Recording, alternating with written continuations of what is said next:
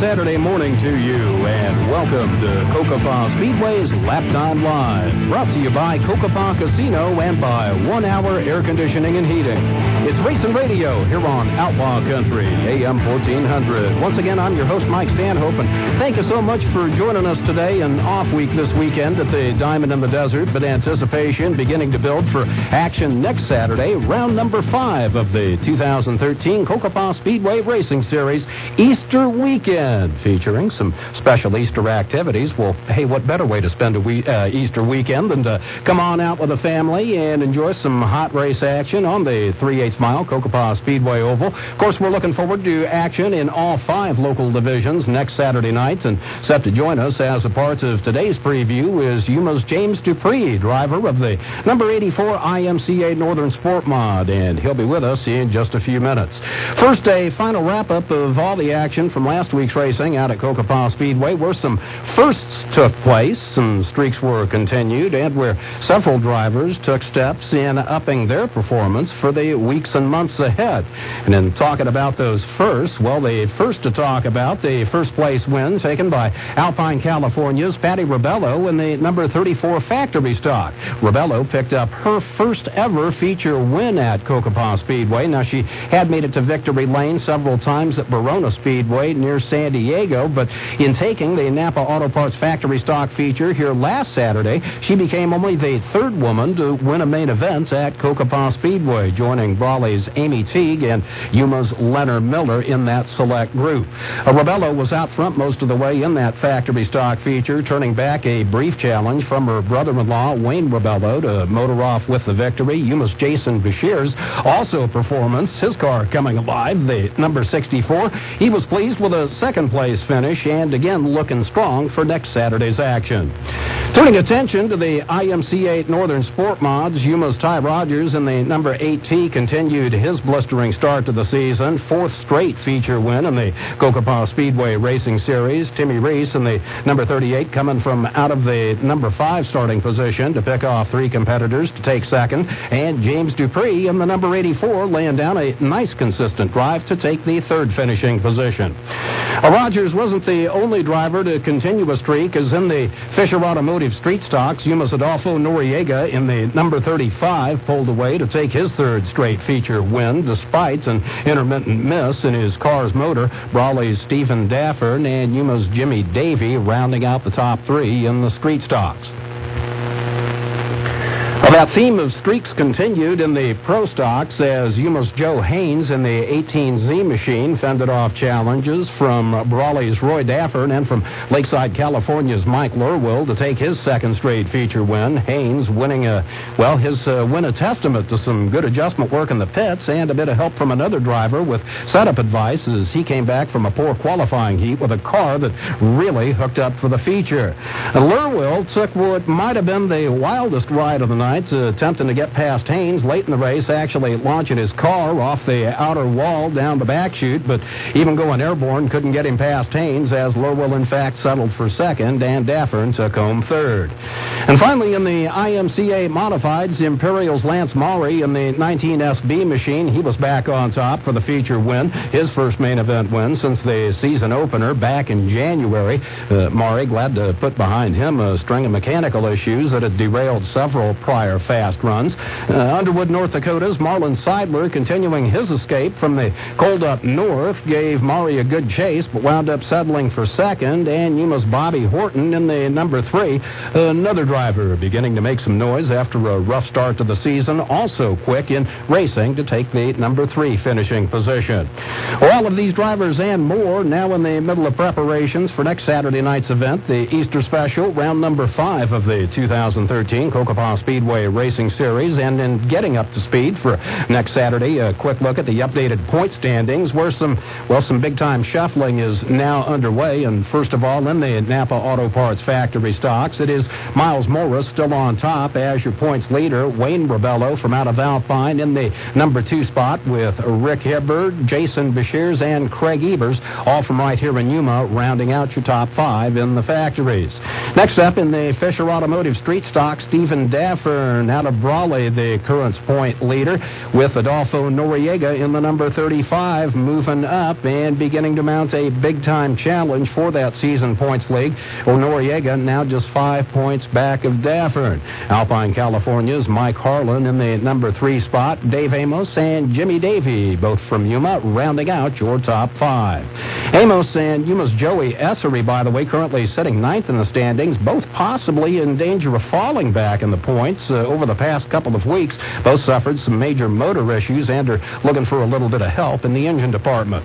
When the IMCA Northern Sport Mods top 5 shakes out as follows: Ty Rogers on top, your point leader at 148. It's Brawley's Cody Daffern in the number 2 position, just 11 points back of Rogers, and then just 4 points back of Daffern. It's James Dupre, our guest today here on Laptime Live, rounding out your top 5 from right here in Yuma, both Brian Kerwin and Timmy Reese in the 4 and 5 positions, respectively. Next, the Pro Stocks, where the top 5 are, well, some changes there from week to week. Brett Samalo still on top, your points leader at 153, but just 3 points back of him. Those 2 straight feature event wins, putting Joe Haynes in a strong, challenging position as he sits number 2 in the standings. Lakeside's Mike Lorwell in the 3 spot, with Brawley's Roy Daffern 4th, and Yuma's Frankie Rascone in the number 5 position. And finally, in the IMCA A-Modified, some changes at the top. Lance Maury out of Imperial, your new leader in the IMCA Modifieds. Brawley's Russell Allen just 3 points back of Maury, with defending IMCA Modified champ Dwayne Rogers 18 points back of the leader. Yuma's Keith Tabor and Imperial Steve McCullough round out your top 5 in the IMCA Modifieds. Well, the action continues to get tighter and tighter. In fact, the point margin in the IMCA Modifieds between 1st and 10th, the tightest it's been in the past several weeks, and, well, promises to probably get even tighter yet as we look forward to action next Saturday.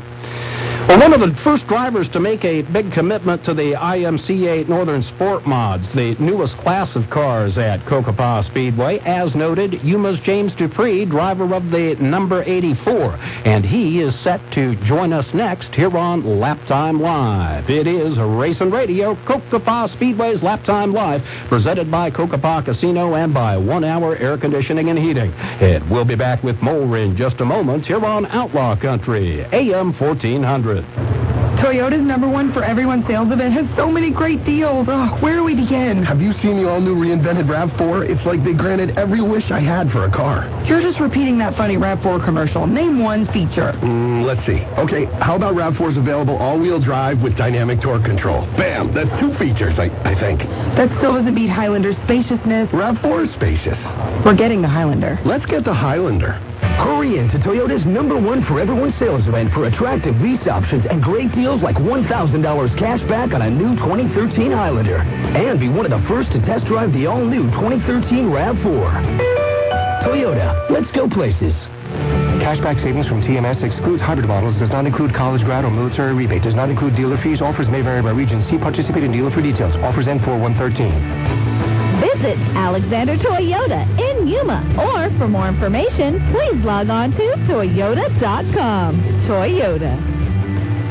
No matter what type of air conditioning or heating help you need, schedule some help from 1 Hour Air Conditioning. Ready for the season? 1 Hour Air Conditioning and Heating can help. No AC at all? 1 Hour can help. Need help upgrading your old, inefficient system? 1 Hour can help. Now's the time to schedule your annual air conditioning safety inspection for just $59. Call 1 Hour today at 783-4242. Some limitations and exclusions apply.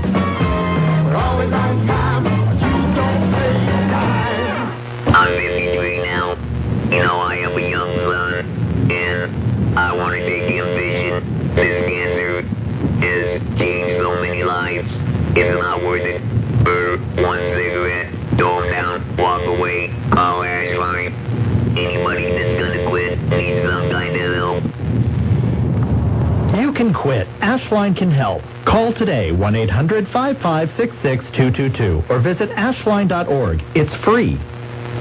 You're listening to Racing Radio. It's Laptime Live, presented by Cocopah Casino and by 1 Hour Air Conditioning and Heating here on Outlaw Country. Hi, Mike Stanhope. And looking ahead on this edition of Laptime Live to next Saturday's Easter weekend special, the Cocopah Speedway, round number 5 of the 2013 Cocopah Speedway Racing Series. Again, that coming next Saturday night.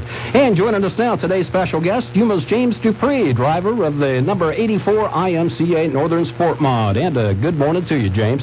Good morning, Mike. Thanks for having me. Well, thank you so much for coming on in and joining us today here on Laptime Live. James, you've got several years of racing under your belt and background in some other motorsports prior to getting behind the wheel of a race car. Can you kind of, first of all, just get people up to familiarity, so to speak, kind of run us through the steps you took in getting to the IMCA Northern Sport Mods? Well, I guess it started a long time ago, mostly in the desert, stuff like that, rhinos, quads, things of that sort. Played around in motocross a little bit, nothing serious, nothing too professional, really.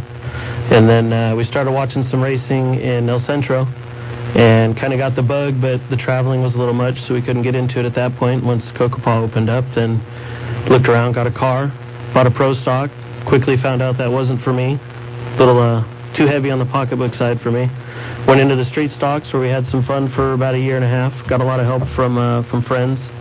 And, we got the word that they were going to start the new class, and once that came about, we went ahead and got a car and got started in hopes of getting a leg up on the competition. We're gonna touch on that more here in just a moment. You mentioned the progression, starting with a Pro Stock, then going to a street stock, and finally into the Northern Sport Mod. Rather interesting progression to get involved in racing. And can you kind of talk about the challenges that you may have faced in terms of making the move between those different cars? The difference between the Pro Stock and the street stock, I don't think so much was a difference in driving so much as it was just the money to be able to run one of them cars, and it was just too much for us. And I had several people that had told me that it wasn't really a place to start for someone like myself, I guess, per se, but we gave it a shot and maybe did half a dozen races, didn't have any luck whatsoever. Came across another opportunity to get a street stock and went that route, and that worked out really good for us. Had several top fives, several second places. We're still itching to get that first victory, but yeah, we were having a good time. Well, a work in progress as always. Absolutely. Now you went from the street stock to the Northern Sport Mod. Changes that you noticed, differences that you noticed in terms of driving and how those cars handle. You got to drive them a whole lot more with your foot than with the steering wheel, it seems, in the sport mods. And when we got out there early and we were doing hot laps, I felt like I was making some progress and whatnot, but it was really hard to judge speed without having other cars to run with. And now that we're getting a race with some other people, we can really start working on setup and hopefully getting the car faster. But the adjustability in the sport mod is far more than a street stock ever was, as far as anything in the front end, rear suspension, weight, any of that stuff. You mentioned some of the other motorsports activities that you participated in before hopping behind the wheel of a race car. Does any of that translate to your experience in driving a race car? I think some of the desert stuff probably does, but the whole closeness factor, I guess, of being door-to-door with somebody and on dirt and sliding is really not like any of the other ones. I wish there was a way I could relay the smile on your face as you talk about this morning, because it's obviously something that you like to do. Absolutely, yes. Been very fortunate, and I'm able to still get out there, and as long as my pocketbook allows it, then we'll still be out there having fun. The 2013 season really just starting to really hit its stride at this point. Are you off to the start you had been hoping for? Yes, in some ways, yes. Our first year in a car like this, there's going to be, some growing pains and whatnot, and, we're chasing some real fast guys out there that have a lot of seat time, and it's hard to make up for seat time. And but we're doing good. We're progressing every week, and, hopefully here in the coming races we can get up top. You're sitting third in the points in the IMCA Northern Sport Mods. Better than you had hoped for? About where you thought you'd be sitting, or? About where I thought I'd be sitting. It's all the work that goes in during the week is where it pays off. Just trying to finish races. Whether you're first or wherever you finish, as long as you can finish all the laps and make it to the end, you're going to get consistency, and you're still going to be up there in the hunt. In terms of your experience in 2013, again, you were able to take to the track several times towards the tail end of 2012 to hot lap by yourself, as you mentioned. But then as the 2013 season started off, of course, we had the back-to-back races, a Friday and Saturday night event to open the season, and then it was right into the Winter Nationals. Can you tell us kind of what that experience was like? It's a lot of work. I spent most of that first opening weekend in the Nationals just trying to play it safe so we could make both nights, because if anything major happens on the first night, the second night you're kind of in trouble. It's hard to make it back out there, whether it's getting parts or even really time to make it out there. It's hard to do 2 nights in a row. Were there things that you were able to pick up from some of the out-of-town drivers? We had a lot of them in. Yeah, they're fast. A lot of these guys in the pits, they'll help you out. They'll talk to you if you need help with setup, anything like that. They're very helpful. Competition on out-of-town tracks. We mentioned out-of-town drivers and some things you may or may not have been able to pick up from them. Out-of-town tracks, not something you've been able to do yet, but something you may be looking forward to possibly doing? It is a possibility. I've been told that Canyon and them places, we can go run with them. So if it turns out where we got a long break here and they're racing, we may make an effort to make it up there. You're listening to Cocopah Speedway's Laptime Live, presented by Cocopah Casino and by 1 Hour Air Conditioning and Heating. Our special guest today is James Dupre, driver of the number 84 IMCA Northern Sport Mod. We had fan appreciation night last Saturday night out at Cocopah Speedway, and you got to meet personally with many, many people. But any words you'd like to pass along right now to folks who weren't able to be there with us last Saturday? Yeah, one thing that we've kind of been doing on the filler panel on the back of our car is a thing we're calling Kids Zone. And I always remember, being younger, I'd come out to the races, and anything you could do to kind of be involved was always fun. So, we've got this panel on the car. It's just blank aluminum. We've been having kids sign it and stuff like that, and we're hoping to give it away later this year. If you guys come on out and check it out, it's a good time. That's going to be something fun to look forward to indeed. James Dupre, once again, our guest here on Laptime Live, presented by Cocopah Casino and by 1 Hour Air Conditioning and Heating. And we'll be back with more in just a moment here on Outlaw Country, AM 1400.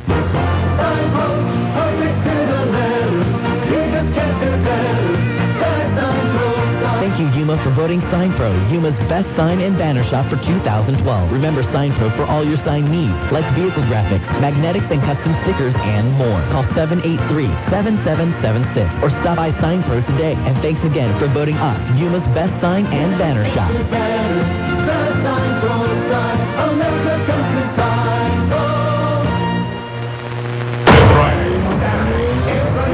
The biggest credit union sale savings will be at the Sears parking lot by the Southgate Mall for 3 days only. The best selection of new and used cars and trucks with the biggest savings in all of Yuma are at the Sears parking lot. Every vehicle, credit union sale price, free food and refreshments Friday, Saturday, and Sunday. Not a member of a credit union? No problem. Don't miss the incredible off-site credit union sale this Friday, Saturday, and Sunday only. And only at the Sears parking lot by the Southgate Mall in Yuma. Sponsored by the Fisher Automotive Group. When you want to stay informed, all you need to do is tune in to Outlaw Country. When breaking news happens in Yuma, the Outlaw Country News Department is on top of it. News Director Jennifer Blackwell is quick to provide news information and updates to keep the community informed. Over the airwaves and on Facebook and Twitter. When you want Yuma news you know you can count on, keep it right here. Outlaw Country is your home for the best classic country and Yuma news with Jennifer Blackwell. Join the Grand Old Fair, a true blue ribbon fair, during the 61st Annual Yuma County Fair, April 2nd through the 7th. Tuesday is Dollar Day, with gates opening at 3 p.m. Wednesday night, see the Metal Crushing Demolition Derby, sponsored by Zellers, Daily Magic with Jeff Martin, and Marines Walking Puppet Stage. Tuesday, enjoy local reggae with Headstrong, and keeping the local music going all week. Bourbon Street Downtime and Checkered Pass. For daily schedules, go to yumafair.com. And welcome back to Cocopah Speedway's Laptime Live, Racing Radio here on Outlaw Country AM 1400. Brought to you by 1 Hour Heating and Air Conditioning and by Cocopah Casino. And again, our special guest in studio today, James Dupre, driver of the Yuma base number 84 IMCA Northern Sport Mod, getting set for action next Saturday night, Easter weekend at Cocopah Speedway. And James, you told us about the back panel on your car, the salute to the fans and the autographs that you carry along with you during race events. How did the idea for that come about? It basically just has to do with, like I was saying before, being a kid and wanting to be involved. I remember when we were younger, they would do some deals where they'd give away tickets and you could ride around in a car around the track, at a pace speed, obviously. But, anything to get the kids involved. They love it, and that's what we're here for, is have a good time and put on a good show for the fans. You signed quite a few autographs last Saturday for some of those young race fans, and it's so wonderful to see that new generation getting to interact with the drivers like that. Yeah, absolutely. What would you be doing on Saturday nights if you weren't driving a race car at Cocopah Speedway? Probably spending a whole lot more time at home with my family. Go right ahead. And this stuff takes up a lot of our time, and thankfully I've got a wife and kids that are very supportive. But if we weren't racing, we'd be doing a whole lot more stuff. Probably going out of town, doing some family trips.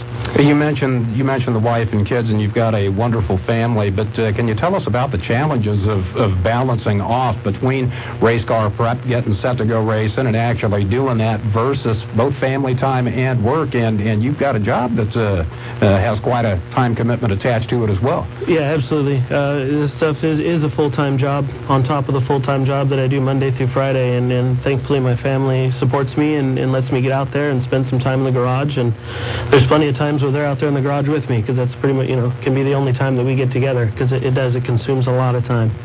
Obviously, there's support and inspiration that comes from family, but would like to know, are there other drivers, either at the local level or nationally, that you draw some inspiration from? I've gotten a lot of help from Adolfo in the street stock class. He's a real good guy. He's given me a lot of guidance when I was in my street stock, and there's some other guys out the track that I tend to draw to for help and whatnot, and yeah.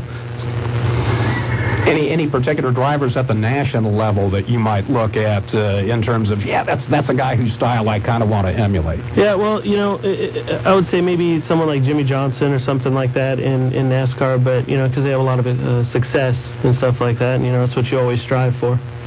Looking to build towards that success, and we would note that over the past several races, you seem to be a lot more comfortable in the race car. Do you feel that way? Absolutely. Yeah, it's really starting to come around and come to me. And I've been plagued by little bugs that I've been chasing through that car, and I feel like I've finally got it to where it's where we want to be, and hopefully now we can work on moving forward. One thing about going racing for sure, and that is the smallest of things, and you mentioned little bugs, they can bite you. Can you give us a little idea of some of the issues that you've had to confront? Yeah, the biggest one we've been dealing with is the vibration in the car that we've been looking for literally since I started hot lapping last summer, and it turns out to be a Heim joint somewhere in the rear end of the car, and I've chased through parts on that car for weeks, and every race go out with a new part and see if that was it, and we finally found it this last race out. Weather's starting to warm up a little bit. Does that change things for you in terms of, say, a baseline setup that you'll go out to the track with? Yeah, we kind of anticipate the track to get dry, and we look forward for that. But another big concern with the weather changing is keeping the car cool, because it's hard to keep the cars cool when it starts to get as hot as it does out here in the summer. Special things that you'll do for that, beyond keeping a nice full radiator and a good airflow in? Yeah, that's basically it, is trying to keep the nose clean and not get all the mud packed in the radiator. What's the funnest thing that's happened to you in a race car in the 3 years, basically, that you've been involved in it? We've had fun with a couple heat race wins and a Dash for Cash win, but truthfully the best part is when you take the green flag and everybody goes barreling for turn one on the first lap. That's usually the funnest part, and it's every race like that. We're closing in closer and closer, and again, performance kind of shows this, that hopefully one of these days in the not-too-distant future, a feature one will be there for you, too, and we know you'll have fun with it. Absolutely. Yes, we will. Yeah, there's going to be a party after that, because it's been a long time coming. Well, let's talk about goals. Obviously, a feature one would be one of them, but where would you like to be, say, a year from now, 5 years from now? Hopefully, I think this is going to be the class we're going to stick in for a while, and, we'll just try to keep getting feature wins, and then hopefully maybe get a local or state championship out of it. It's kind of hard to plan for stuff like that, with the way this sport goes and stuff, but, hoping for wins and maybe a championship. Well, the desire is there, and hopefully the time will be there, too. That's always the biggie. Yes, absolutely. One last question for you, and this is one that bears on everybody who races at Cocopah Speedway, and that is the outside of the family, the folks, the supporters who helped to make it all possible, and you've got a bunch of them. Yeah, we've been fortunate with Tracks out at YPG. They help us out a lot. They do a lot for the community. Yuma Signs and Graphics, they help me out with my decals and for Fan Fest and whatnot with some stickers for the kids and checkered flags. Next Gen, they help me out with a neck brace for me. Tanner and Annal, they've been a lot of help. And one of the newest ones we've added on was Derailed Saloon in downtown. So, they got a lot going on down there. Check them out on Facebook. I think that's about it. I might be missing one, but... And, of course, the race fans who are out checking it all out each and every event at Cocopah Speedway. Yeah, absolutely. Yes, cannot leave them out. Without them, we wouldn't be out there. Well, James, got a prediction for us for next week? We're hoping for a win. We're definitely going to be going for it. Looking to be fast and going for the win. We wish you the absolute best of luck with that, James. Yes, thank you. And we thank you so much for coming in and spending this time with us this morning. Thanks for having me.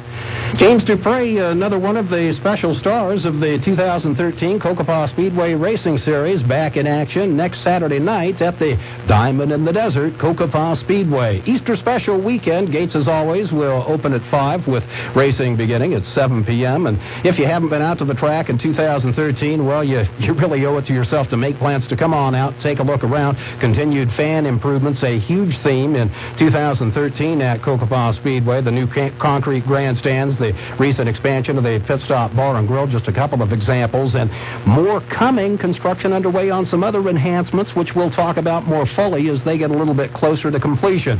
Truly something to behold, and adding some more luster to the Diamond in the Desert Cocopah Speedway. And as you make plans for next Saturday night, we remind you that shuttle buses between Cocopah Casino and Cocopah Speedway will be running next weekend, as they are for each and every race in 2013 at Cocopah Speedway. Easy access by simply parking over at the casino, maybe enjoying a late lunch, early dinner, and of course the exciting entertainment options offered at Cocopah Casino before boarding the shuttle and coming on over to the racetrack. The shuttle's also a great way to beat the after-exit rush.